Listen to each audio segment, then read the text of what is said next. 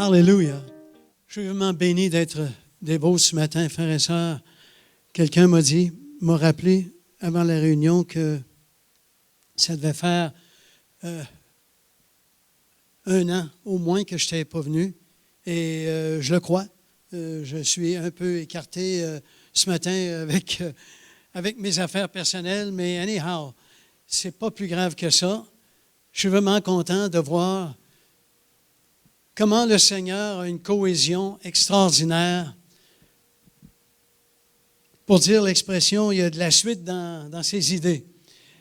Et ce matin, il n'y a pas de chants qui ont été chantés, qui n'ont pas été dans le mille, carré dans le milieu de la cible, avec ce que nous vivons à l'intérieur de notre cœur, de notre Église, de notre société. Et c'est aléas de toutes sortes qu'on a de ce temps-ci. Le message de ce matin, je l'ai intitulé « Le courage est avec nous ». Voyez-vous, avec tout l'ensemble de ce qu'on a entendu ce matin au niveau du lyrique de chacun des chants, combien nous avions une orientation à regarder vers notre Dieu pour marcher à travers nos tempêtes et chanter l'Alléluia à travers nos difficultés. Il y a plein de choses à travers tous les lyriques qui ont été chantés ce matin que nous pourrions refaire 2 et 3 fois les louanges de ce matin et moi, simplement m'asseoir là puis chanter avec nous tous et le message serait fait, frères et sœurs. Si seulement nous avions à cœur de bien mettre en pratique ce que nous avons entendu, ce que nous avons chanté. Il y a bien des gens qui chantent dans nos églises et moi le premier, j'ai déjà été dans des situations où je pense à une situation durant le temps que le chant marche, n'allant pas chercher la victoire qui est dans le chant, mais étant obsédé à regarder uniquement sur le problème que je vivais. Alors qu'aujourd'hui, on a toute la prédication qui est faite en 5-6 chants de louanges, et bye-bye, la job est faite. Mais il y avait du stock là-dedans. Il y avait du stock là-dedans, frères et sœurs, ce matin. Oh boy! Frères et sœurs, voulez-vous vous lever avec moi, avec Bible en main? En Josué, le courage est avec nous. En Josué 1 seulement.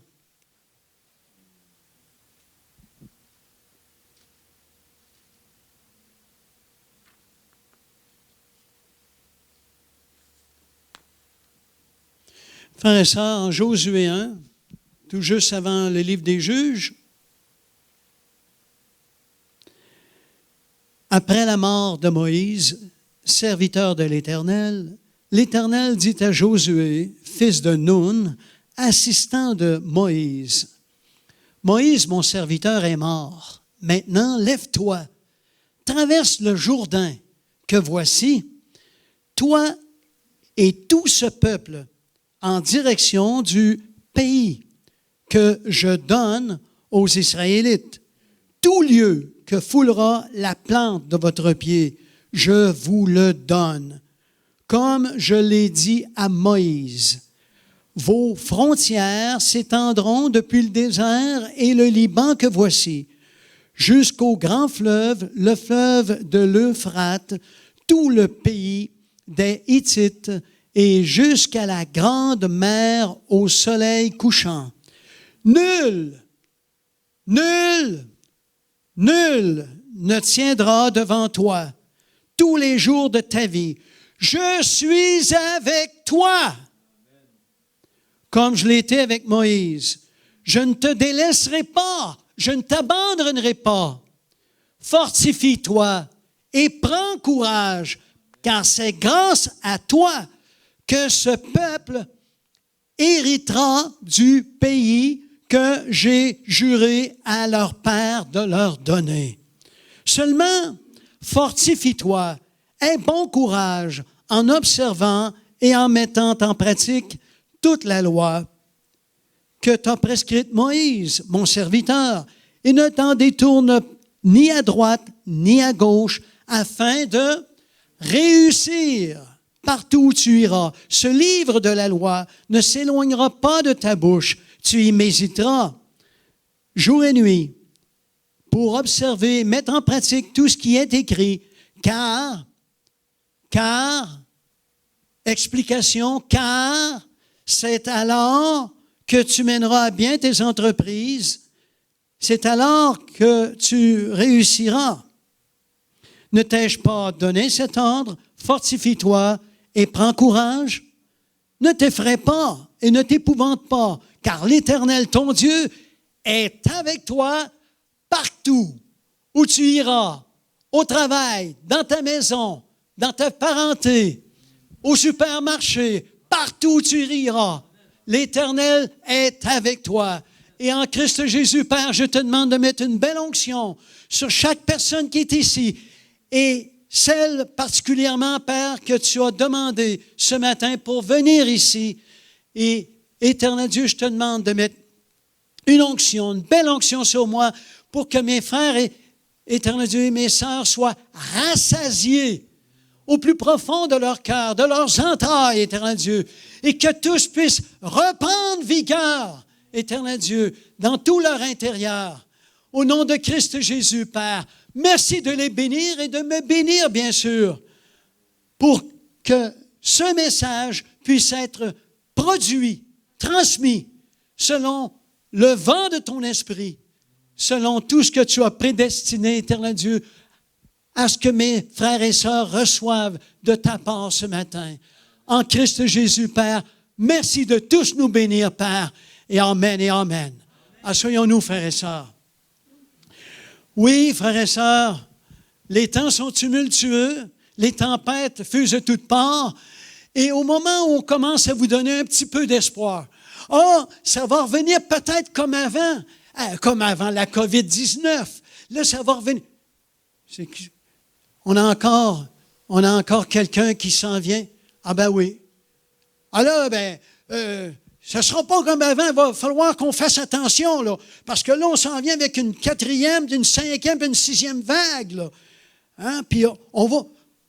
Frères et sœurs, je ne sais pas si vous avez remarqué, mais à chaque fois qu'on essaye de vous donner un petit peu d'espoir à quelque part, que tout pourrait retrouver le cours normal des choses, on s'en vient vous égorger, on s'en vient vous étouffer. Toujours avec une atténuation, tout le temps. Frères et sœurs, il y a des choses qu'il ne faut pas qu'on perde de vue, là. À quelle place vivons-nous? Ne vivons-nous pas au milieu des ténèbres? Est-ce que c'est la majorité de toute la population qui est chrétienne? Nous marchons au milieu des gens enténébrés, frères et sœurs. On n'a pas de cachette à se faire avec ça. Puis ceux qui vont, pour dire l'expression, aller sur le web, aller syntoniser quelque chose ou l'Internet pour retrouver le message de ce matin, ces gens-là, ils doivent être conscients de la réalité, frères et sœurs, qu'ils sont enténébrés, mais pas à peu près. Et les gens vivent par quoi? C'est quoi la consommation de notre société? Comment vit-elle notre société? Elle vit par la peur, frères et sœurs. On est continuellement harcelé de peur à gauche et à droite, ça n'en finit plus. Puis quand tu voudrais commencer à avoir un peu d'assurance dans ton cœur, des bonnes nouvelles dans ton cœur, pour te restaurer ou quoi que ce soit, il t'arrive toujours quelque chose pour te dire, « Hey, ne sais-tu pas que tu es en train de rêver en couleur? Hey, la COVID-19, c'est pas fini encore. Ça se finira pas de même. Tu sais, frères et sœurs, il y en a-tu qui ont entendu parler de la grippe? Je ne parle pas de la grippe asiatique ou je ne sais quoi d'autre, là, mais la grippe régulière où les gens allaient tout simplement se faire vacciner à chaque année. Avez-vous entendu parler de ça? Bien souvent cette année, depuis 1 an, avez-vous entendu parler de... On parle de COVID. Ah, mais la grippe, elle, on n'a pas plus peur de grippe. La COVID, c'est bien plus peur que la... C'est bien plus dangereux que la grippe. Alors, lâchons la grippe, la peur de la grippe, puis mettons-nous à avoir de la peur pour la COVID. Ah oui, vous avez raison, il faut avoir de la peur pour de la COVID. Alors, on va avoir de la peur pour de la COVID. Il ne faut pas oublier que ça s'aggrave, hein? Oh oui. Après la 4e, ça sera la 5e, hein? N'oubliez pas, ça prend un vaccin pour protéger le vaccin du vaccin.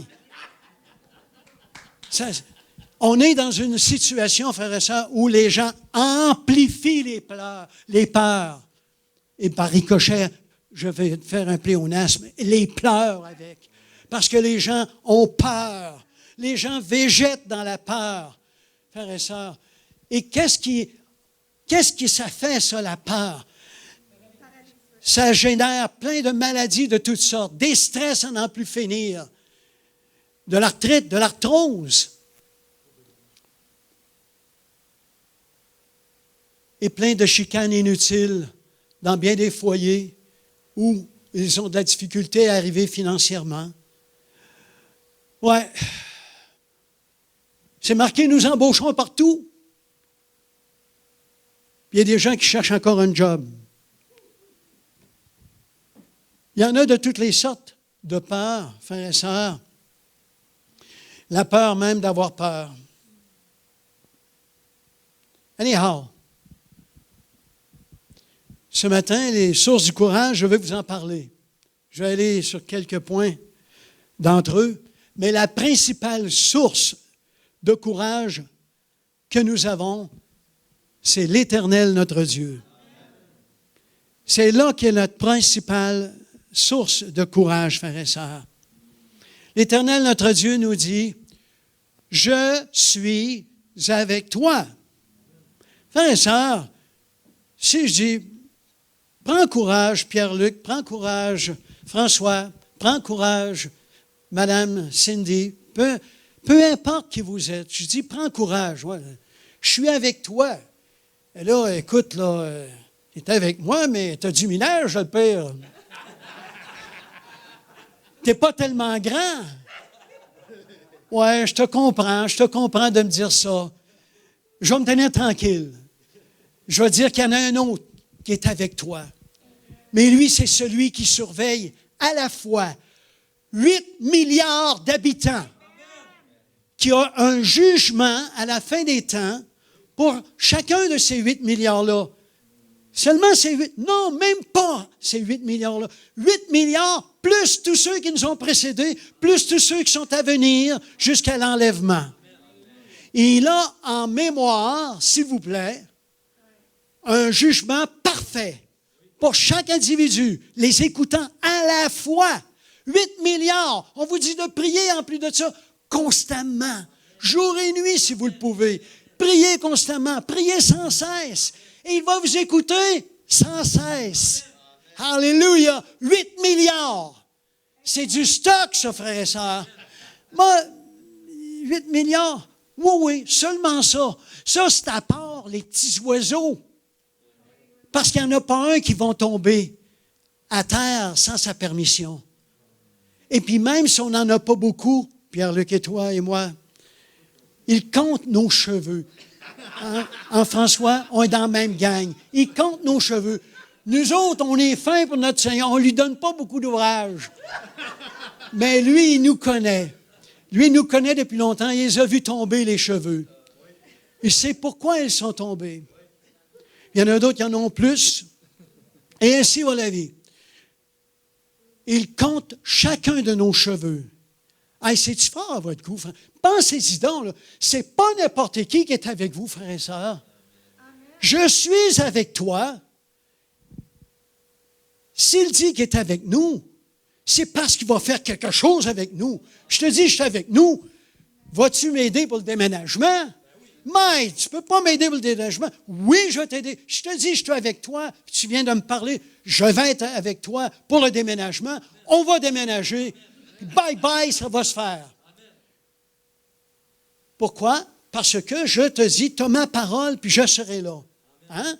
Si j'étais dans le coin, etc., puis que j'étais un peu plus jeune, etc., je te dis, je vais être avec toi, Pierre-Luc. Il y a ma parole. Mais nous avons sa parole écrite de toute éternité dont personne n'était capable de démentir depuis qu'elle existe. Nous avons cette parole-là entre les mains qui nous dit, je serai avec toi partout où tu iras. Non seulement dans les déménagements, mais partout où tu iras, je serai avec toi afin que tu réussisses partout où tu iras. Alléluia. Je ne t'abandonnerai pas. Écrit de toutes lettres éternelles. De toutes lettres éternelles, cela est écrit. Je marcherai avec toi, je serai avec toi et sur cette terre et en ce moment et pour l'éternité, je t'ai donné une vie éternelle. Donc, je suis avec toi éternellement. Alléluia! À travers tout ce que tu vis, mon frère, ma sœur, je suis avec toi. Et je ne t'abandonnerai pas. Et c'est écrit en toutes lettres. Je pourvoirai tous tes besoins selon ma richesse et ma gloire, te dit l'Éternel, ton Dieu. Mon frère, ma sœur, ça fait longtemps. Ça fait longtemps que je ne suis pas venu vous voir.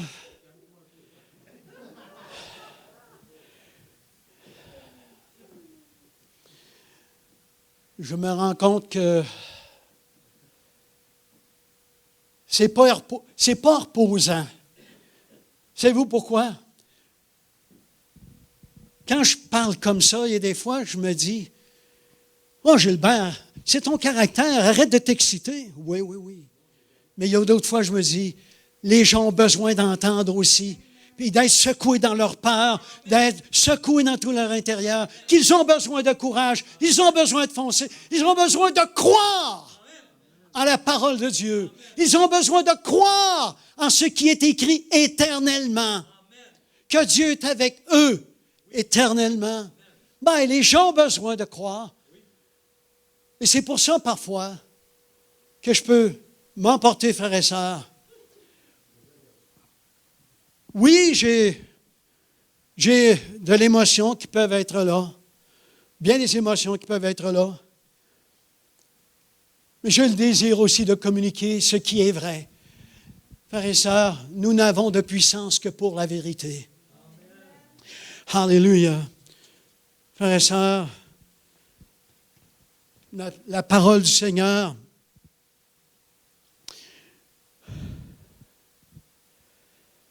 nous laisse savoir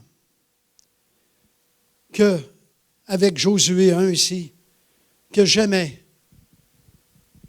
notre Dieu ne nous abandonnera, qu'il nous délaissera. Mais vous pourriez dire, moi, écoute, toi, je sais bien beau dans l'affaire, toi, là. Hey, tu nous parles de l'Ancien Testament avec Josué. Mon frère, ma sœur, je ne suis pas dans les patates tant que ça, là. Jette un coup d'œil en Hébreux 13 et au verset 5, tu vas trouver que l'auteur de l'Épître aux Hébreux a dit simplement les mêmes versets que cela, nous répétant les mêmes promesses qui ont été faites à Josué. Ce qui a été fait à Josué a été fait pour toi, pour moi, mon frère, ma sœur, ici ce matin. Alléluia. Écrite en Hébreux 13, 5, pour ceux qui prennent des notes, si ça vous arrive des fois. Si Dieu est avec nous, frères et sœurs, si Dieu est avec nous, qui sera, frères et sœurs, si notre Dieu est avec nous? Je ne t'aide ça. Ouais. Si notre Dieu est avec nous, frères et sœurs, si notre Dieu est avec nous, hey, c'est quoi la balance du verset? Qui sera contre nous? Amen. Hey, ça n'a pas venu vite, ben. Je commence à me demander si vous lisez votre Bible vraiment là d'une façon si on pourrait dire, zélé, fidèle à tous les jours, avec enthousiasme. Frères et sœurs, si Dieu est avec nous, qui sera contre nous? Qui osera résister plus longtemps? Hein? Mais il y en a toujours qui s'asseyent malgré tout, mais ils ne résistent pas longtemps. Si nous marchons avec notre Dieu, lui qui est avec nous, qui sera contre nous? Qui oserait se présenter contre nous? En voyant Dieu, ça va s'incliner. Je vois les gens arrogants de notre société, les fantasmes, les fiers à bras, Hells et compagnie, toute la gang. Je les vois arriver devant et tout genou fléchira. Et ils seront dans l'émerveillement regardant vers Jésus. Au tribunal de Christ, ils seront tous là. Ah, c'était donc vrai. Et ces gens-là qui sont dans le crime organisé ou n'importe qui d'autre, sont comme vous et moi, frères et sœurs. Ils ont eu des frères et des sœurs qui n'ont pas nécessairement viré dans le crime organisé ou la mafia ou ce que vous voudrez, mais qui ont sombré dans l'indifférence complète et qui ont dit tout simplement « Oh, moi, je ne crois pas à ça, ces affaires-là. » Et puis ils ont décidé simplement d'agir en païen et de ne pas croire. Il ne s'agit pas simplement de penser qu'il y a seulement les gens du crime organisé qui vont s'en aller puis qui vont rester endurcis jusqu'à la dernière seconde, qui vont prendre une orientation des feux de l'enfer. Mais il y a aussi tous ceux qui volontairement et par orgueil ne veulent pas vraiment recevoir Jésus-Christ comme Sauveur et Seigneur. Oh, c'est bien beau de le prendre comme sauveur, ça donne un relax un peu. On peut pécher quand on va dans une confession, puis on dit, bon, OK, c'est correct. Seigneur, pardonne mon péché, là, j'ai fait ça, et puis bon, merci de pardonner mon péché, Seigneur, d'avoir fait ceci ou de faire cela.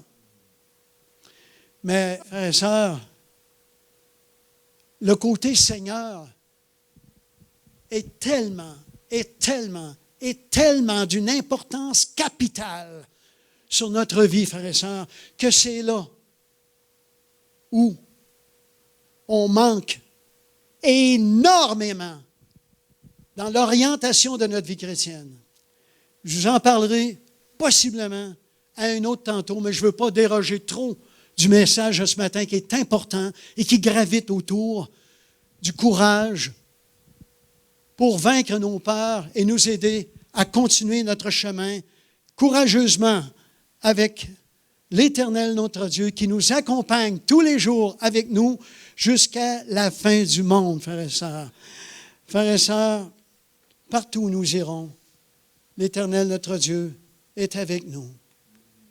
Non seulement est avec nous, ça va bien, tu vois bien la personne à côté de toi ce matin, elle est avec toi, elle aussi. Elle, c'est le fun, tu la vois, elle est là.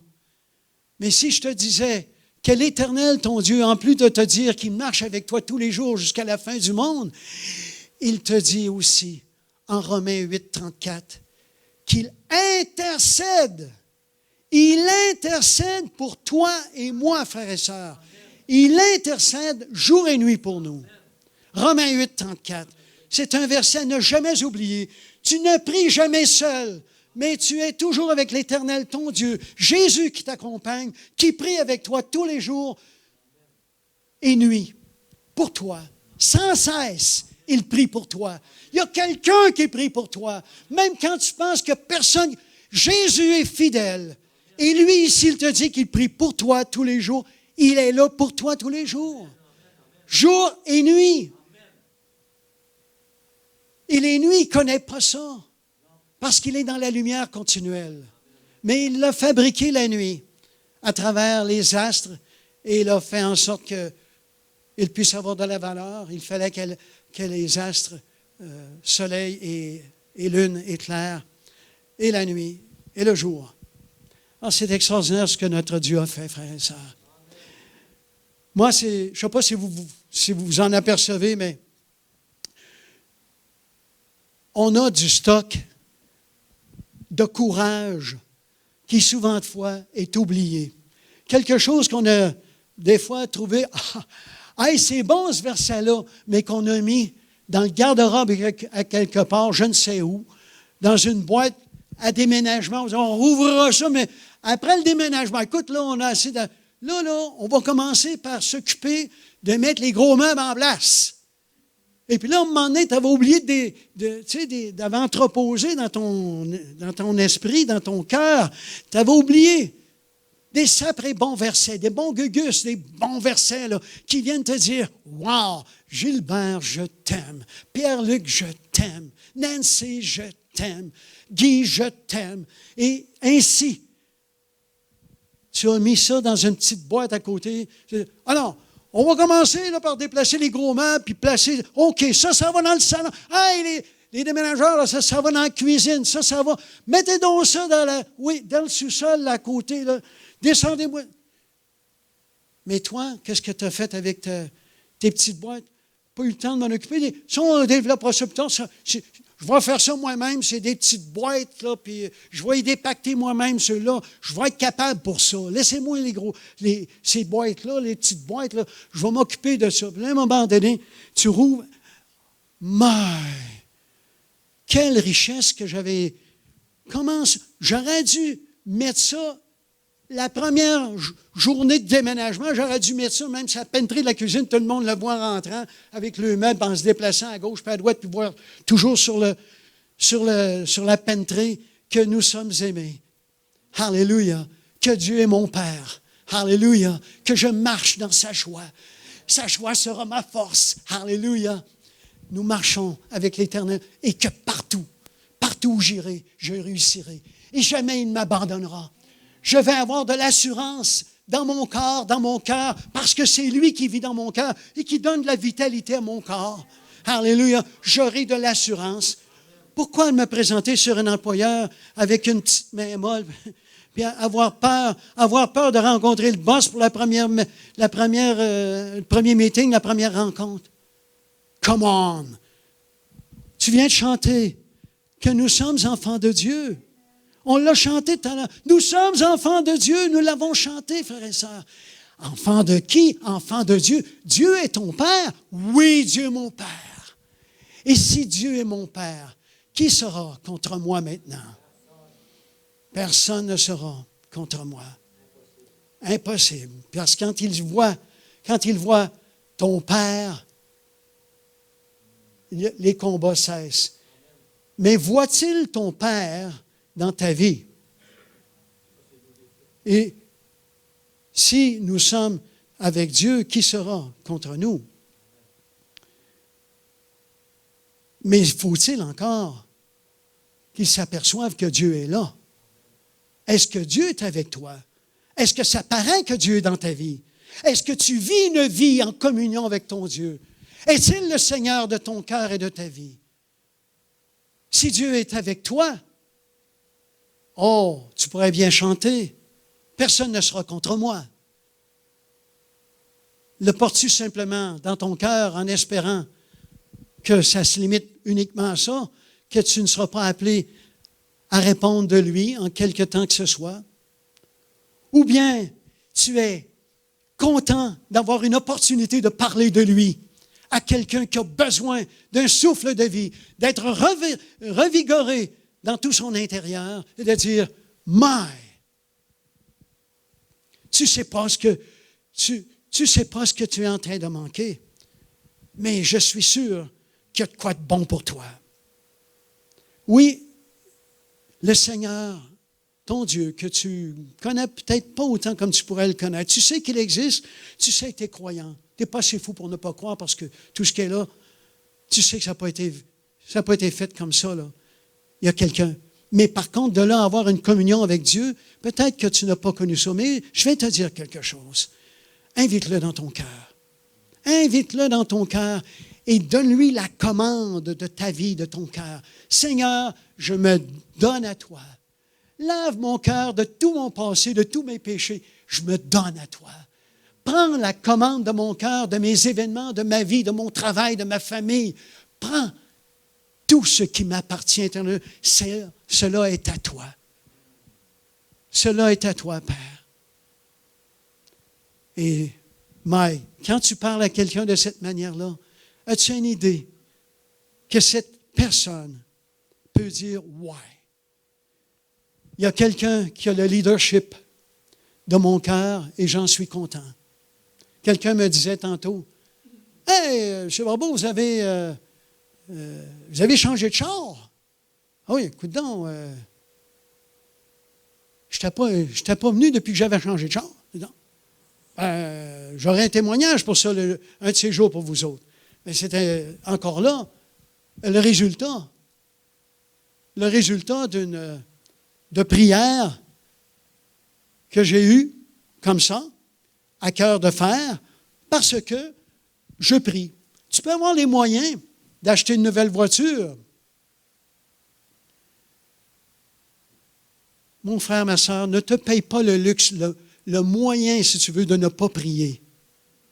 Même si tu as de l'argent pour acheter quelque chose, que ce soit une maison, un commerce, tu as de l'argent pour acheter un commerce.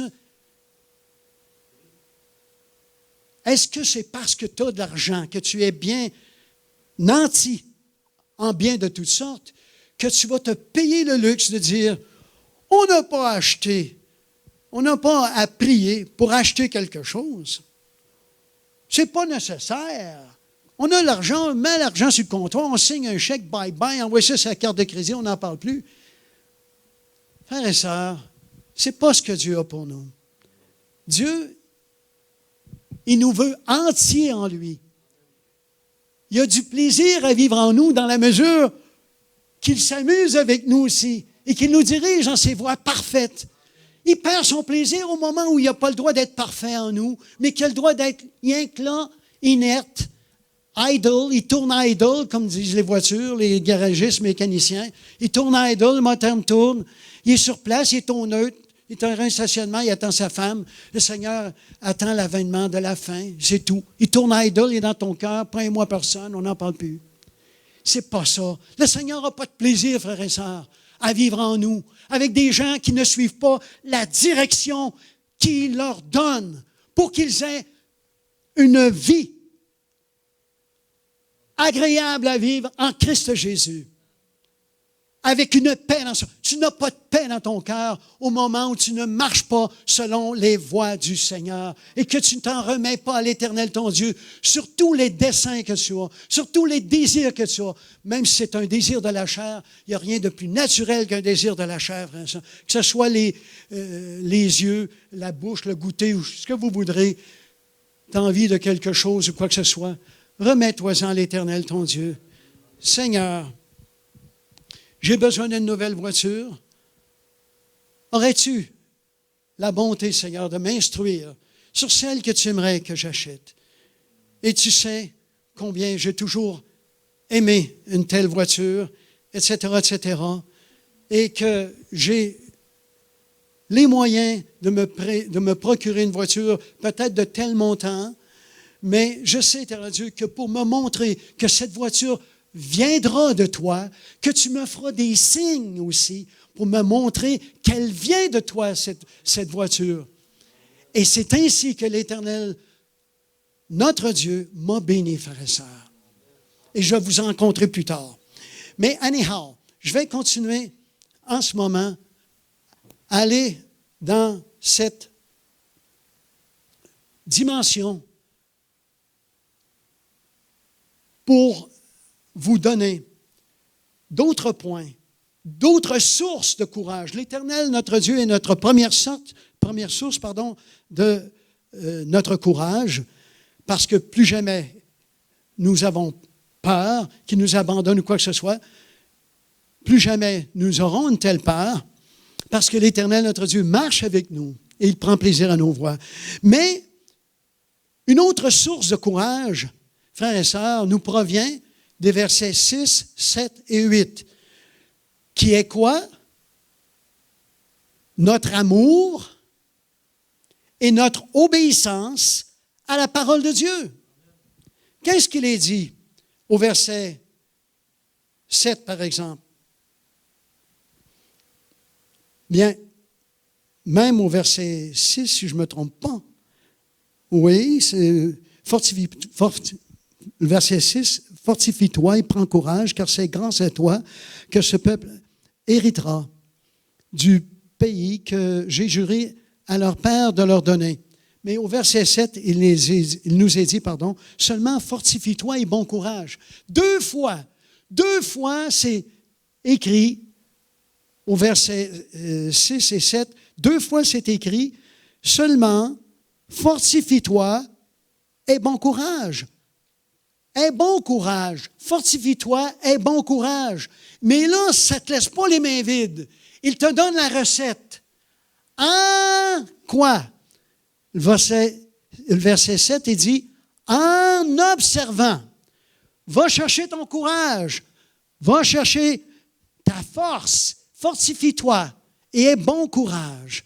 En observant et en mettant en pratique toute la loi que tu as prescrite, Moïse, mon serviteur, ne t'en détourne ni à droite ni à gauche, afin, encore là on répète, afin de réussir partout où tu iras.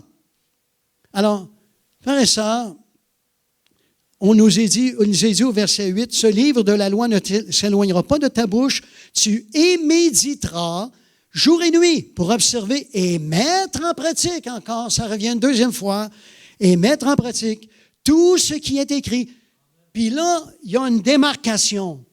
Alors, regardez la démarcation qui est écrite, « Car c'est alors », c'est là que ça commence, « Car c'est alors que tu mèneras à bien tes entreprises. C'est alors que tu réussiras. » C'est alors. C'est avec la mise en pratique. Est-ce que ce que tu pratiques dans ta vie, ce que tu fais dans ta vie de chaque jour, est-ce que c'est de la mise en pratique? Est-ce que tu observes ce que disent les Écritures? Est-ce que c'est ça que les Écritures veulent pour toi, pour ta vie aujourd'hui, ce que tu vis, mon frère, ma sœur? Est-ce que tes attitudes sont correctes? Est-ce que tes décisions sont bonnes? Est-ce qu'elles sont selon la volonté de Dieu? Marches-tu avec la volonté de Dieu? Oui, alors tu mets en pratique, tu seras béni. Ça va réussir ce que tu vis. Alléluia. Pourquoi? Tu marches avec l'Éternel, ton Dieu. Tu marches d'un seul cœur, d'un seul esprit. Et oups, quand il arrive quelque chose de nouveau dans ta vie, oups, il y a un déclic qui se fait. La même chose qu'une personne qui a, quand elle est jeune, ou même si elle était vieille, si elle n'a jamais fumé sa vie, elle prend une cigarette. Puis elle sait que tout le monde dit, puis le gouvernement inclus, c'est pas peu dire. Quand le gouvernement dit que c'est pas fameux, fumer, c'est pas peu dire. Hein? Alors, si une personne fume la première fois, est-ce qu'elle la trouve bonne? Il n'y a pas un chat ici qui va me dire, moi, la première fois que j'ai fumé une cigarette, moi, je l'ai trouvée bonne. Menteur! Excuse-moi, mais c'est pas bon, ni au goût, ni pour ta santé, pour rien. Et si tu t'écoutes un peu, comme disait l'autre, si au moins tu ne veux pas écouter le Seigneur, écoute au moins ton corps. Sacre-moi ça à la porte. Frères et sœurs, c'est comme ça la vie chrétienne. Quand nous sommes sensibles à la voix de Dieu, parce que nous sommes en bon terme avec lui, que notre odomètre de péché est à zéro, parce qu'on lave constamment dans le sang de l'agneau à chaque petite chose qui arrive. On le lave dans le sang de l'agneau. On marche avec un odomètre à zéro pour les péchés dans nos cœurs. L'odomètre est à zéro. Alors, qu'est-ce qui arrive? Quand il arrive à moindrement un petit quelque chose qui vient entacher notre cœur, entacher notre paix, qu'est-ce qui arrive? Tout de suite, ça fait ça dans notre intérieur. Mais on ne le fait pas voir, on est à l'extérieur. On sait fort bien que ce que nous venons de vivre, que ce soit une impolitesse envers quelqu'un, que ce soit quelque autre péché de gourmandise, appelé colère et ce que vous voudrez, si au moindrement on a quelque chose qui vient de se faire, comme ça, là, Immédiatement, frère et sœur, c'est comme la première cigarette que tu prends, ton cœur est pur. Alors, quand il arrive quelque chose d'étrange à la parole de Dieu, quelque chose qui vient contre le vent de l'Esprit, afin que vous ne fassiez pas ce que vous désiriez, comme dit Galates 5, 22, nous avons le vent de l'Esprit qui marche avec nous et le vent de la chair qui va en sens inverse. Alors, quand le vent de la chair, on le rencontre, puis il cherche à flirter avec nous autres, à retourner de bord, à vouloir marcher avec nous, qu'est-ce qui arrive? On ne se sent pas confortable avec une pensée qui n'est pas de Dieu. On n'est pas. Quand on marche avec un parfum de péché, un flirt de péché, une convoitise qui marche avec nous, on n'est pas confortable avec ça. Peu importe le genre de convoitise, on n'est pas confortable avec ça. Et ça veut dire quoi? Ta paix vient t'hypothéquer. La paix que Jésus donne, que personne ne peut t'enlever, tant et aussi longtemps que tu désires marcher en paix avec le Seigneur. Cette paix-là ne s'en ira jamais de toi. Regarde, mon frère, ma soeur, toi qui es ici ce matin. Regarde, qu'est-ce qui peut troubler ton cœur en ce moment? Qu'est-ce qui fait que tu n'as pas de paix dans ton cœur? Et tu verras que tu as laissé pénétrer quelque chose dans ton cœur qui peut être une peur, oui, mais qui n'est pas toujours une peur. Des fois, la peur d'un défi, ça va. Il n'y a pas un gros péché, vas-tu dire, mais il y a toujours des petits manques de foi en arrière de la peur en arrière de la peur d'un défi ou des choses du genre. Mais il y a toujours cette tâche qui vient ternir ton cœur, ta vie, tes pensées, qui vient hypothéquer ta paix. Pourquoi? Parce que tu sais que tu n'as pas été correct. Tu sais que tu n'es pas correct de faire telle chose ou de, tu sais, comment ça serait dans le monde des affaires, frères et sœurs? J'en ai vu de toutes les sortes dans le monde des affaires. Et pour ne pas ternir vos oreilles avec ça ce matin, je vais vous taire sur des choses que des gens peuvent vivre des fois dans le monde des affaires et qui ne sont pas corrects et qui vont vivre, qui vont tolérer dans leur cœur. Frères et sœurs, il y a je ne sais combien de situations où la parole de Dieu t'invite à ne pas te mélanger avec les gens du monde. Bien, un jour, j'ai été interpellé. Excusez-moi, mais d'après vous, là, M. Barbeau, là, est-ce qu'une personne qui fait un mariage avec une autre personne pour faire un salon de coiffure, elle veut mettre 50-50 de mise de fonds avec nous, mais moi, vous le savez, je suis chrétienne, mais elle n'est pas au Seigneur. Veux-tu t'embarquer dans le trouble? Embarque. Tu vas embarquer, puis pas à peu près, ma soeur. Tu ne peux pas embarquer avec la personne qui est dans les ténèbres, frères et sœurs, n'a pas du tout. Imaginez-vous, on se fait dire que les pensées de Dieu ne sont pas nos pensées. Imaginez-vous une pensée qui vient d'un enfant de Dieu va être identique à une personne qui est dans les ténèbres, qui marcherait avec vous, que tu aurais envie d'ajouter une chaise parce que le commerce va bien. Tu voudrais ajouter une chaise de coiffeuse ou salon pour traitement de beauté ou je ne sais quoi, parce que le commerce va bien. L'autre va dire non. Puis si elle dit oui, elle va le dire peut-être parce qu'elle se fie sur toi, mais dans d'autres circonstances, watch out. Ça ne marchera pas. Pense pas que ça va marcher harmonieusement, là. Non. Quand tu prends un commerce, que tu t'associes dans un commerce avec une personne, embarque-toi pas avec une personne du monde. C'est aussi simple que ça. Alors, frères et sœurs, tout doit marcher avec harmonie dans la vie. Tout doit marcher avec harmonie. Ouais, mais là, matin, tu viens pas mal d'hypothéquer ma paix. Sais-tu, je suis rentré ici un matin en paix, moi, là. Puis là, moi, là, j'avais fait tel commerce avec telle personne. Puis là, moi, là, quand j'ai fait ce commerce-là, cette personne-là était non-chrétienne, mais je me suis toujours entendu avec jusqu'à présent dans une certaine mesure, etc. Oui. Quand on désobéit à la parole de Dieu, qu'est-ce qu'on fait? On demande pardon au Seigneur et on se repent. Quand on dit on se repent, bien c'est parce que on prend les dispositions, puis ça nous a fait de la peine. Puis là, on corrige ce qu'il y a à corriger. Alors, tu fais quoi? Tu vas tout simplement devant le Seigneur, tu dis, Seigneur, aide-moi donc à corriger la situation en question, parce que j'ai fait une méchante erreur en m'alliant comme ça avec une autre personne dans un commerce, dans une entreprise. Et l'Éternel, ton Dieu, te donnera les voies directionnelles. Pas Gilbert Barbeau, mais le Seigneur va te dire comment procéder. Parce que cette personne-là qui a fait confiance à toi, parce que tu étais chrétien aussi, il ne faut pas oublier que cette personne-là aussi croit au Seigneur Jésus. Et cette personne-là, il ne faut pas qu'elle soit perdue, mais qu'avec amour, le Seigneur t'instruise comment arriver à corriger la situation. Il est possible qu'en cours de route, avec discussion ou quoi que ce soit, que cette personne-là, pour une raison ou pour une autre, accepte le Seigneur au moment où tu ne pensais jamais, sans même lui parler d'affaires. Et la personne peut accepter Jésus dans son cœur sans même parler d'affaires. Et là, à ce moment-là, je dis, ouais, mais là, Seigneur, je pense que c'est toi qui as corrigé la plus belle. J'aurais jamais pensé, Seigneur, tu corrigerais les affaires de même. Hey, t'es au bout, Seigneur.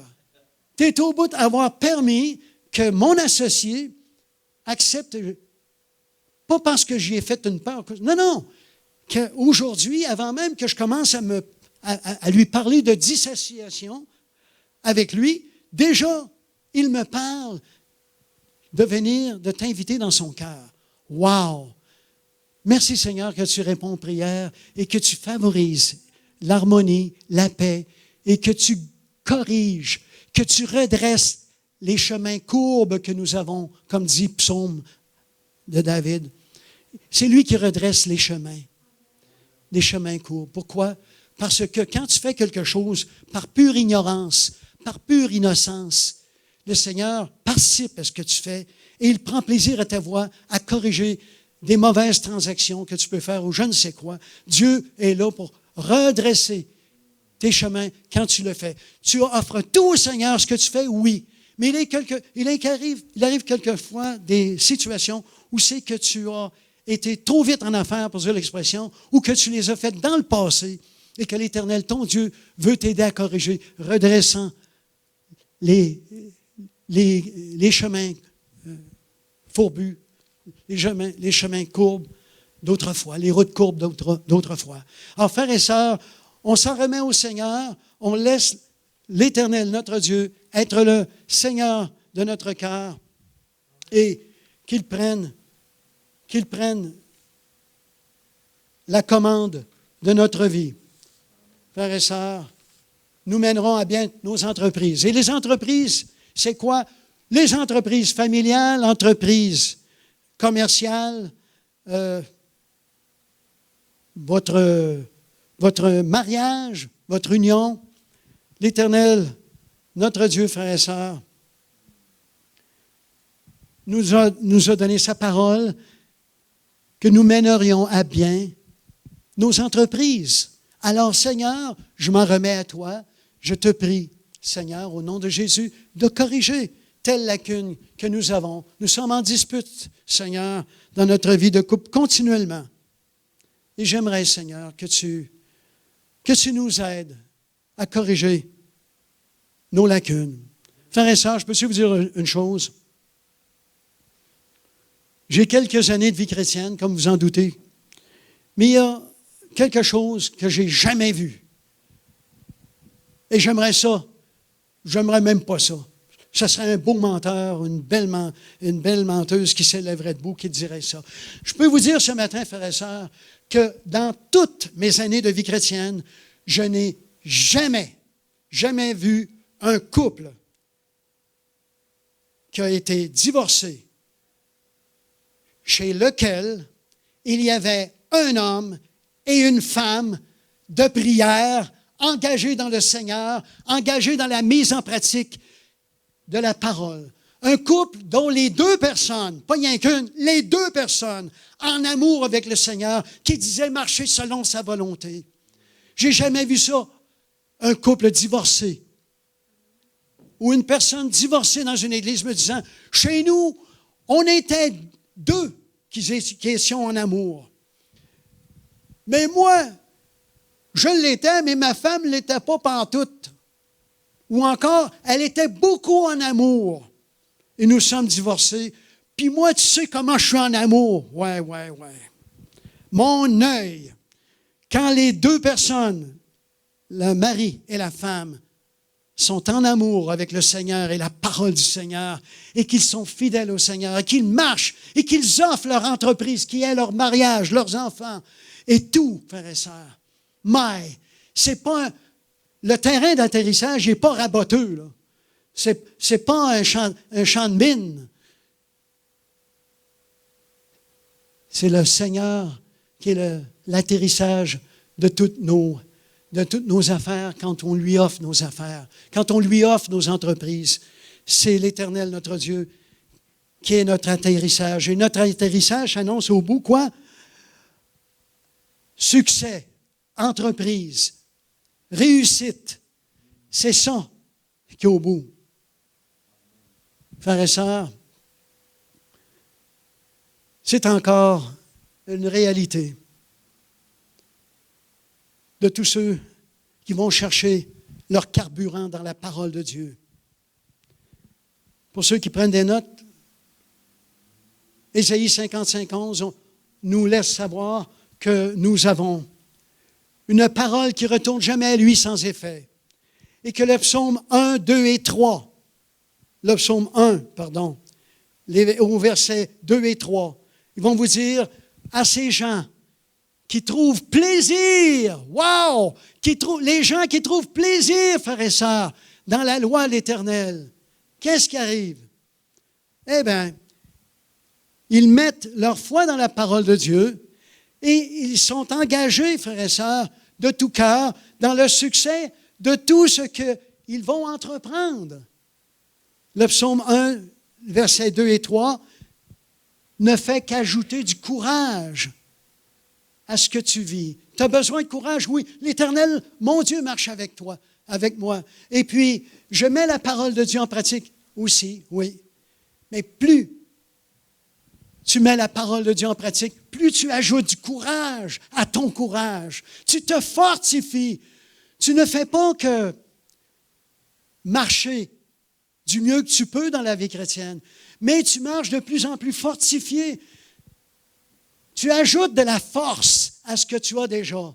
Tu ne contentes pas de dire, moi, ça va là, comme ça, là, ça marche. Bon. Mais qu'il arrive quelque chose, là, j'éteindrai les feux. Ça, mon frère, ma soeur, c'est pas marcher d'une façon vigoureuse dans le Seigneur. C'est de marcher tout simplement à la bonne franquette. Oh, si le Seigneur veut me le donner, il me le donnera. Quelle belle prière. Mais, si tes enfants te demandaient de quoi? Oh Seigneur, papa, au moment, là, j'aimerais savoir un bicycle, mais si tu ne veux pas me le donner, tu vas faire pareil. Imagines-tu l'enfant qui parle à ses parents de cette manière? Quel genre de prière il ferait auprès de ses parents? Horrible. Dieu veut de nous également des gens qui marchons selon la parole. Oh Seigneur, tu nous donnes une paix qui surpasse toute intelligence quand on te prie. Wow! Je vais mettre ça en pratique, Seigneur. Je vais ajouter de la force, du courage à ma vie chrétienne. Alléluia! Mais je ne peux pas me passer de ça. Et je veux marcher ici d'une manière vigoureuse. Alléluia! Parce que quand il va arriver un moindrement un souci, j'ai un doute dans mon esprit, j'ai quelque chose, un trouble qui vient s'ajouter ici. Oh Seigneur! Tu sais je suis en train de mijoter, Seigneur. J'ai telle appréhension, j'ai telle peur. Oh Seigneur, prends telle situation. Oh. Seigneur, tu sais, je m'inquiète à propos de tout et de rien. Mais je te demande, Seigneur, de venir à mon secours, de venir me libérer de cette hantise que j'ai, Seigneur. J'aimerais retrouver cette paix que Jésus donne. Seigneur, donne-moi ta réponse, des signes qui viennent de toi, comme quoi je peux marcher sur ces voies victorieuses et que tu viens à mon secours. Et fais-toi-en pas, mon frère, ma soeur, en moins de temps qu'il ne le faut, tu verras ton secours arriver parce que l'Éternel, ton Dieu, s'il y a quelque chose qu'il aime protéger, c'est la paix que son Fils t'a donnée. Parce que ce que son fils t'a donné, c'est le message que lui, il a dit. En Jean 12, 49, je ne vous parle pas comme je parle de moi-même, mais je dis ce que le Père m'a dit de vous dire. C'est ce que Jésus nous a dit en Jean 12, 49. Alors, la paix que Jésus donne, c'est ce que le Père également nous donne. Alors, si le Père regarde son Fils Jésus qui dit au peuple, je ne vous donne pas comme le monde donne, et puis que le peuple dit, Seigneur, j'ai plus la paix que Jésus donne, hey, c'est tellement précieux que le Père a dit à Jésus, tu leur diras ça, hein? Alors, il va s'arranger pour nous faire en sorte qu'on puisse recouvrer la paix que Jésus donne et que nous avons perdue. Alors, frères et sœurs, ça c'est en Jean 14, 27 pour ceux qui veulent la paix. Mais là, moi, je veux pas perdre ma paix avec vous autres non plus. Je veux juste être sûr que j'ambitionne pas sur le temps béni que vous avez. Vous avez du temps aujourd'hui, je ne sais pas. Je vois l'heure, mais je ne sais pas à quelle heure j'ai commencé, puis je ne sais pas comment ça fait de temps que je prêche. Est-ce que j'ai encore du temps ou j'en ai pas? Ou qu'est-ce que... Gaëtan, dis-moi donc ça, instruis-moi là-dessus. Ça fait un petit bout de temps que je suis venu là. Je resterai combien de temps d'après? Sois franc, là, puis sois bien à l'aise, là. Pardon? Toi, tu n'as pas de stress. Oui. Mais c'est peut-être pas tout le monde qui dit ça, hein? Mais... Pardon? À 11h30? Ah, merci. Ah, c'est le fun, ça. Mais il me reste encore un peu de temps, mais je ne perdrai pas de temps à jaser à gauche et à droite. Mais je vais tout simplement pas remettre en lumière, mais vous dire encore d'autres choses qui font en sorte que vous allez avoir d'autres sources de courage. Non seulement la parole, l'Éternel notre Dieu qui nous accompagne, mais la prière que nous faisons pour recouvrer notre paix.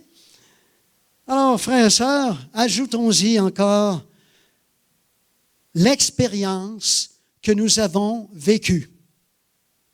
L'expérience que nous avons vécue est une autre sorte de courage. Le plus bel exemple qu'on peut avoir dans du concret qu'on a pu lire, qui est vraiment imagé, pas à peu près, puis pas imagé, c'est la vraie image, c'est une anecdote de ce qui s'est passé avec le combat de David-Goliath. C'est le plus grand exemple de courage, frères et sœurs, qui a été, si on pourrait dire, mis en lumière avec une histoire vraie de la parole de Dieu. Et le combat de David-Goliath, frères et sœurs, se fait naturellement avec le peuple de Dieu qui se réunit à tous les jours en position de combat. Et les Philistins sont là en position de combat. Les deux sont là en position de combat. Et là, le grand, il faudrait qu'il soit plus grand que Pierre-Luc même, il faudrait qu'il ait 9 pieds 6, c'est pas peu dire. Hein? Les gens de 9 pieds 6, je n'en ai pas vu souvent dans ma vie. J'ai vu déjà du 7 pieds et demi, mais je n'ai pas vu du 9 pieds 6. Mais 7 pieds et demi, j'ai trouvé ça assez grand, merci. Mais à 9 pieds 6, ça fait quelque chose à rencontrer.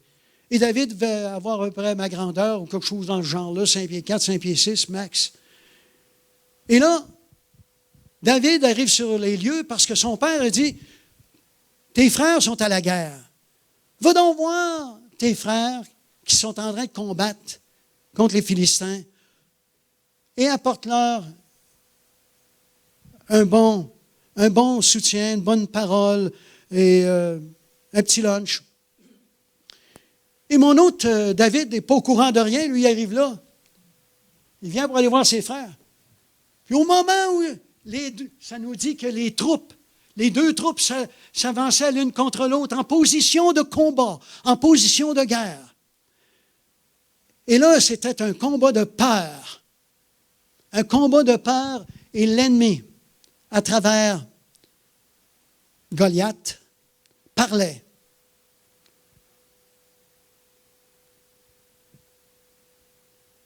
Et il disait tout simplement aux gens, si vous disait ça au peuple de Dieu, si vous trouvez un homme qui s'élève contre moi,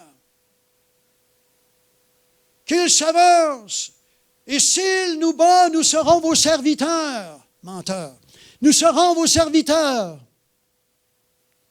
Mais si je le vains, vous serez nos esclaves. Bonne nouvelle. Toute la gang se sont sauvés. Sauf les Philistins, les autres faisaient de la peur. Alors celui qui fait des menaces, lui, il est toujours là. Lui, l'ennemi, est toujours là. Il fait des menaces, il est toujours là.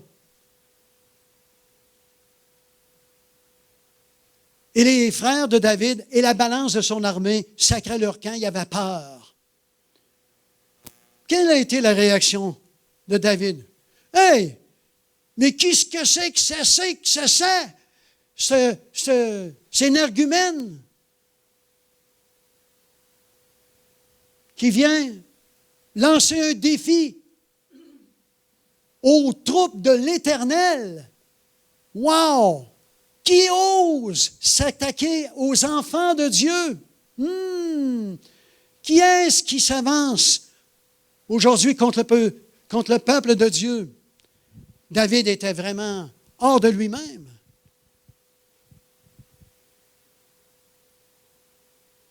Quelqu'un un jour qui avait entendu David savait que David était intéressé à aller le combattre. Alors, ça s'est su jusqu'aux oreilles de Saül. Saül dit, allez me chercher. C'est qui est ce David? Allez me le chercher. Et s'il y en a un qui était grand, c'était bien Saül. Saül était un des plus grands qu'il pouvait y avoir. Non pas seulement grand au niveau royauté, mais grand au niveau physique. Et il dit, allez me le chercher. Et David arrive devant Saül. Et il lui dit, eh bien, non, tu ne peux pas aller combattre contre Goliath. Lui, il a de l'expérience. Il combat depuis il est jeune. Il est grand, il est fort, il est expérimenté. Oui, mais toi, tu ne sais pas l'expérience que j'ai. Parce que l'expérience est une autre source de courage que j'ai. Sais-tu quoi? Il dit, moi, là, quand j'étais berger, j'étais berger, par le passé, il l'était aussi, parce que là, il était pour retourner à la maison après. Mais comme berger, je vivais une expérience où un lion ou un ours s'emparait d'une bête. Je courais après. J'allais lui arracher la bête. Et s'il se montrait, et s'il s'élevait contre moi, je le saisissais par la barbe, oui, par la crine, je le saisissais et je le tuais. Il tuait des lions et des ours. À bien plus forte raison, il en sera de même de ce grand Philistin. Il en sera de même. Pourquoi? Parce qu'il s'assoyait. Ses assises étaient bonnes, il était un bon homme de Dieu, David. Mais il s'assoyait également sur son vécu, parce qu'il faisait sa job de berger, tout en étant dans la louange avec le Seigneur. Et il marchait avec l'Éternel, et il trouvait de la force pour aller arracher les brebis qu'il se faisait voler dans la gueule des lions et des ours. Il leur donnait des ours meilleurs. Ils mouraient. Bye bye. Ainsi va la vie, frères et sœurs. David, il en sera de même de ce Philistin. Et la parole de Dieu nous dit que, ainsi, David, au terme du combat qu'il a eu avec Goliath, il nous dit que sans avoir eu l'épée, oui, je l'ai tué, oui, et sans avoir eu d'épée, il tua le Philistin sans avoir eu de l'épée. L'Éternel avait même pourvu, jusqu'à quel point, même dans le camp ennemi, il avait mis dans le fourreau de son adversaire l'instrument pour le tuer. Alors, quand il l'a tué de sa fronde, David avec ses pierres, avec une pierre, quand il l'a tué, avec sa fronde et une pierre, Goliath qui s'est étendu. Il a pris tout simplement l'arme préférée de Goliath avec lequel David, il pensait de faire une farce avec David. Non, c'est David qui a pris dans le fourreau de Goliath son arme, puis il l'a tué lui-même. Il a tué le meurtrier, celui qui voulait mourir tout le monde. Il l'a tué. Et qu'est-ce qui est arrivé après? Exactement le contraire de ce que Goliath avait dit. Et nous serons vos esclaves. Non, ils sont tous partis à la course. Ils ont fui contre David. C'est un menteur, l'ennemi, et il est le père du mensonge, et il met au monde des enfants de mensonges qui vivent dans les ténèbres à l'année longue, dans la peur à l'année longue. Et tout le peuple des Philistins se sont sauvés. Ils n'ont pas dit, « Oh, c'est correct, c'est David qui a gagné, on va être vos esclaves. » Non, non, ils ont tous sacré le camp. C'est une gang de menteurs. Ceux qui vivent dans les ténèbres et qui mangent de la nourriture de l'ennemi, ils mangent le pain du mensonge, et c'est comme ça que l'ennemi nourrit ses disciples. Mais nous marchons avec la vérité. Et la vérité nous confine aujourd'hui à avoir courage, parce que nous marchons avec le Dieu du courage qui a été courageusement sur la croix pour nous sauver d'entre les morts, toute la gang. Alléluia. Ainsi, l'expérience, frères et sœurs, d'une personne peut ajouter à notre vécu, à notre courage, peut ajouter encore d'autres éléments qui peuvent nous aider à greffer encore de la force, du courage à ce que nous vivons. Il y a aussi les prières exaucées, frères et sœurs. Il n'y a pas une prière exaucée qui ne laisse pas dans votre cœur des bons souvenirs que telle ou telle chose que tu as vécue, que ce soit une guérison dans ton corps, que ce soit un bien meuble, une maison que tu as achetée, que ce soit quoi que ce soit, un nouveau travail que tu as décroché quelque part. Dieu t'a béni cette journée-là parce que tu avais prié. Seigneur, donne-moi donc tel genre d'emploi qui me permettrait d'avoir un salaire honorable, un salaire décent. Donne-moi donc, Seigneur, dans ta bonté, un travail qui me permette d'avoir moins d'heures de travail, donnant plus de qualité de vie avec ma famille. Mes enfants en ont besoin. Ma femme a besoin de moi. J'ai besoin de ma femme aussi. Tu le sais. Nous formons un seul couple ensemble et nous aimerions tellement avoir une belle vie harmonieuse avec les enfants. Tu es l'Éternel, notre Dieu, notre providence en toutes choses. Seigneur, tu nous dis dans ta parole, ne vous inquiétez de rien, mais les gens peuvent s'inquiéter de tout dans la vie chrétienne, mais quand il arrive le « mais », ils arrêtent là. Le verset s'arrête là. Ils disent « nous inquiétons de rien, ». Mais ce n'est pas « ne vous inquiétez de rien, », mais c'est « ne vous inquiétez de rien, mais ». En toute chose, faites connaître à Dieu vos besoins avec supplication et action de grâce. Et l'Éternel, notre Dieu, qui pourvoit tous nos besoins, bénira nos prières et nous donnera par la suite, à la fin de tout ça, une paix qui surpasse toute intelligence. Tu ne l'as pas dans le moment, non, mais la promesse est déjà là, comme quoi tu vas l'avoir, parce que déjà ta paix vient de gagner ton cœur, parce que tu sais que tu as mis ton besoin entre bonnes mains. Alléluia. Et que l'Éternel, ton Dieu, va répondre à ton besoin. Alors tu l'as mis, ton besoin entre bonnes mains. Tu as écouté ce que dit le verset. Tu l'as mis en pratique. Et l'Éternel, ton Dieu, te dit, je pourvois à tous vos besoins selon ma richesse et avec gloire. Philippiens 4, 19, pour ceux qui prennent des notes. Mais en tout cas, frères et sœurs, quand on obéit à la parole comme ça, l'Éternel, notre Dieu, nous donne une paix. Rétablit notre paix. Une paix qui surpasse toute intelligence. C'est incompréhensible, frères et sœurs, d'avoir une paix comme ça, au milieu des tourments. Comment une personne peut, en toute sérénité, passer quelque chose d'extraordinairement coriace à passer. Peu importe ce que nous avons comme genre d'épreuve. Tu es angoissé, tu as un problème, peu importe le genre de problème que tu as, mon frère, écoute la parole. Obéis à la parole, mets la parole en pratique en observant tout ce qu'elle te dit et tu vas te mettre à prier et à régler tes problèmes et à offrir au Seigneur ta situation et la paix qui surpasse toute intelligence va venir se réinstaller dans ton cœur. Frères et sœurs,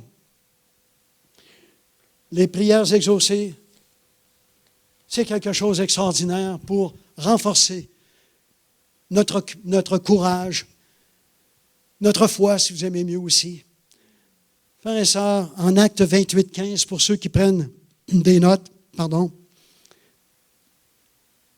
il nous est dit, à Rome, les frères de cette ville vinrent à notre rencontre. L'apôtre Paul, en les voyant, rendit grâce à Dieu et prit courage. Voyez-vous à la fin? Rendit grâce à Dieu et prit courage. Puis c'est marqué tout juste avant, en rendit, là, c'est marqué en les voyant. Frères et sœurs, vous êtes pour chacun de nous ce matin une source de courage. Quand on se rencontre les uns et les autres à l'intérieur du corps de Christ, à l'extérieur du bâtiment, peu importe, quand on se voit, nous sommes source de courage les uns pour les autres. Pourquoi? Parce que nous partageons la même foi, nous partageons les mêmes versets, nous partageons le même Dieu. Alléluia! Nous sommes avec le même Dieu et nous faisons partie de la même famille. Wow! C'est quelque chose et ça devient une source de quoi? Voudrais-tu prier avec moi? Et cette semaine, j'aimerais ça que tu pries pour moi, pour ceci ou ça. Voudrais-tu prier? As-tu 2 minutes? J'aimerais ça que tu pries. J'aimerais que tu pries pour moi, pour telle ou telle situation. Et ainsi, le peuple de Dieu est pour toi une source de courage à ne pas négliger. Une source de courage que tu dois vraiment consommer. Pas sur un web, pas en Internet, mais en personne. Frères et sœurs, c'est important que le corps de Dieu, visible, soit concret et visiblement à tes yeux aussi. Que tu le vois, tu dis, ça c'est le peuple de Dieu, ça c'est le peuple de Dieu. Moi, je l'aime telle personne aussi ou ça. Elle est une personne du peuple de Dieu. Elle vient à mon église. Je suis content d'être avec elle et de pouvoir partager des besoins avec elle pour qu'on les envoie au Seigneur. Ainsi, frères et sœurs, est la vie chrétienne. Quand le peuple de Dieu s'en mêle, elle est fort plus agréable. Faites-vous jamais avoir, frères et sœurs. Vous êtes ici, vous pouvez penser que vous avez déjà été plus nombreux, vous avez le droit de le penser. Je le crois aussi. Mais avant de quitter une église, frères et sœurs, en Hébreux 10, 25, ça nous invite à ne pas quitter notre église, à ne pas quitter le corps de Christ, à ne pas quitter notre église. En Hébreux 10, 25, c'est clair, c'est mentionné comme ça. Bon. Mais, frères et sœurs, ça nous est dit comme ça. Pourquoi? Parce qu'il est important qu'on soit unis les uns aux autres, qu'on fait le corps de Christ. Et Pierre-Luc peut être un bras. Moi, je peux être un petit doigt. Danny, un œil. Et Madame Lachance, une jambe. Et son mari, une tête. Peu importe, un avant-bras. Nous sommes tous les uns les autres, frères et sœurs. Vous aussi, monsieur. Et puis nous sommes tous ensemble, le corps de Christ. Et nous sommes fortifiés les uns et les autres par notre présence les uns avec l'entraide les uns et les autres. Hey, y a-t-il quelqu'un là? Y aurait-il quelqu'un ici là, qui serait libre pour du déménagement bientôt? Moi, j'ai ça dans mes feuilles ce matin. Là. Une dame aurait besoin d'un déménagement ou quoi que ce soit. Là. Est-ce que quelqu'un serait disponible telle date, telle date? J'aimerais ça qu'on puisse aider. Nous sommes le corps de Christ. Vous avez des bons bras, vous êtes jeunes. Nous sommes le corps de Christ. On peut s'entraider les uns les autres. Et mais, c'est intéressant, quand le corps de Christ s'en mêle.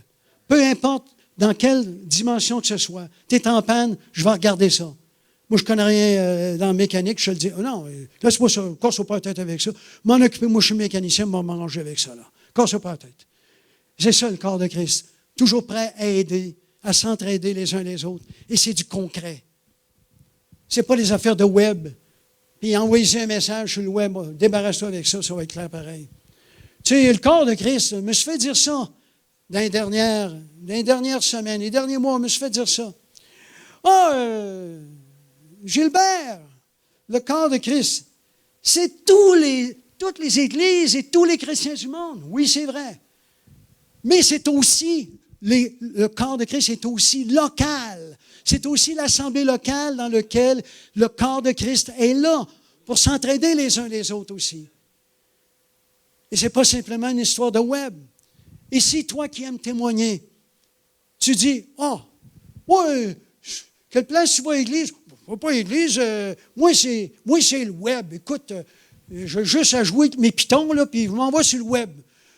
J'écoute un tel de temps en temps, un autre tel, c'est bon aussi, là, puis un autre tel, c'est bon. Oui, c'est ça. Et veux-tu me dire qu'il n'y a jamais personne qui te mêle à travers tout ça, là? C'est parfait, c'est limpide ton affaire. Mon frère, ma soeur, si tu veux être mêlé, embarque sur le web et va chercher tout ce qu'on appelle des supposées allégations, mais en tout cas, titres qui portent le nom de chrétien ou chrétienne sur les sites, et tu vas voir que les doctrines, celui-ci croit ceci, l'autre ne croit pas cela, et lui va parler de ceci, l'autre va rire de cela, et c'est à gauche et à droite, et il en sera ainsi dans ta vie. Tu ne sauras pas où tu t'en vas. Chancelant, branlant, sans aller à gauche, à droite, etc. Frères et sœurs, je vous dis en Christ Jésus, vive le corps de Christ. Vous avez une assemblée locale. Vous croyez à une église où il y a le plein évangile. Embarquez-vous avec le plein évangile et suivez le plein évangile solidairement avec frères et sœurs en Christ Jésus. Et vous allez être en voiture. Et le peuple de Dieu vient dire Amen. Merci Seigneur qu'il en soit ainsi. Alors, frères et sœurs, je n'ajoute plus rien. Je pense que la cour est pleine. À toujours se rappeler que nous sommes habités par l'auteur du courage, qui est Jésus-Christ, qui a vaincu la mort et toutes les tentatives terrestres, et toutes les tentations, terrestres, que nous sommes plus que jamais en amour avec notre Dieu. C'est la recette pour acquérir du courage et en ajouter.